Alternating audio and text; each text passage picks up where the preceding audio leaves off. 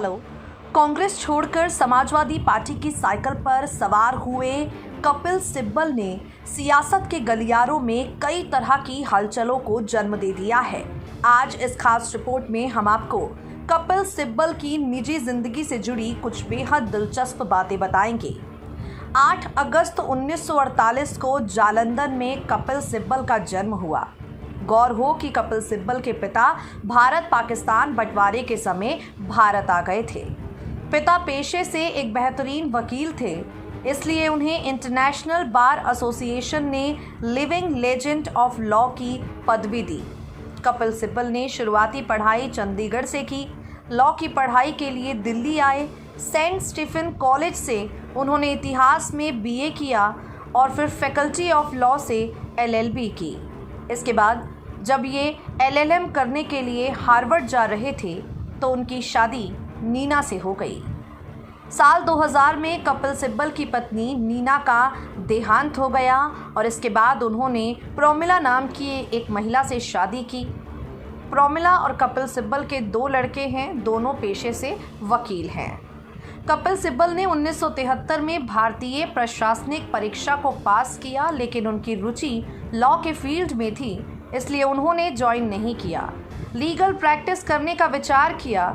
अगर वो उस वक्त आईएएस ज्वाइन करते तो कभी भारत की फॉरेन सेक्रेटरी रही निरुपमा राव के अलावा अन्य आईएएस अधिकारी अशोक चावला, कभी प्रेसिडेंट सेक्रेटरी रहे क्रिस्टी एल फर्नांडिस, यूएस में एम्बेसडर रही मीरा शंकर के बैचमेट होते।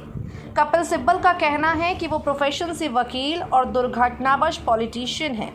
सिब्बल ने 1989 से 90 के बीच एडिशनल सॉलिसिटर जनरल का पद संभाला। उन्हें तब काफ़ी प्रसिद्धि मिली जब सुप्रीम कोर्ट के जस्टिस वी रामास्वामी के ऊपर महाभियोग का मामला संसद में चल रहा था। कपिल उन्हें डिफेंड करने कोर्ट पहुंचे। यही घटना कपिल की ज़िंदगी में माइलस्टोन साबित हुई।